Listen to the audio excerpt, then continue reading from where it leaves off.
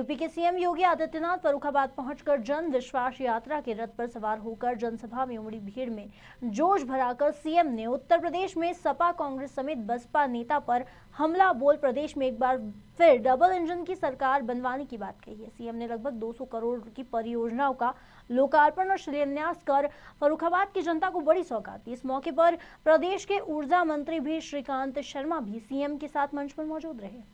लगभग 200 करोड़ की परियोजना का सीएम ने शिलान्यास और लोकार्पण कर कहा है कि उत्तर प्रदेश के कोरोना प्रबंधन को दुनिया में सराहा गया है।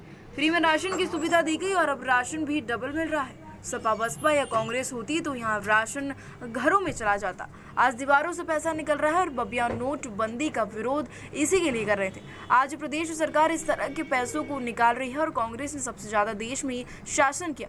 और मालेगांव विस्फोट में जिस तरह हिंदुओं का नाम आया, इस बार की खुलासे के बाद कांग्रेस को इस बात के लिए माफी मांग कांग्रेस आतंकियों की मदद कर रहे थे और हिंदू आरएस नेताओं को फंसाया जा रहा था और सपा शासन में किसी को कोई आवाज नहीं मिला और अब यही पैसा दीवारों में से निकल रहा है। सपा ने गरीबों के लिए शौचालय नहीं बनवाए। सपा सरकार के दौरान जब नौकरी निकल जाती है तब चाचा भतीजे और परिवार वसूली के लिए निकल पड़ता है। 2017 में सरकार बनते ही सरकार ने किसानों का कर्ज माफ किया है और 1,51,000 करोड़ का गन्ना भुगतान किया।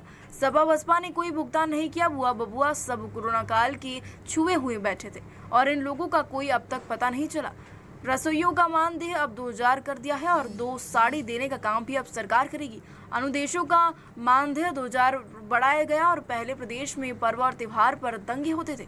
पिछले 4.5 सालों में प्रदेश कोई दंगा नहीं हुआ और अब वो सरकार नहीं है कि दंगा करने वालों का सम्मान करे और अवैध गरीब की जमीन पर कब्जा करने वालों को सरकार ने नहीं बख्शा। अयोध्या में राम मंदिर में निर्माण से जनता खुश है और राम भक्तों पर गोली चलाने का काम किया गया था।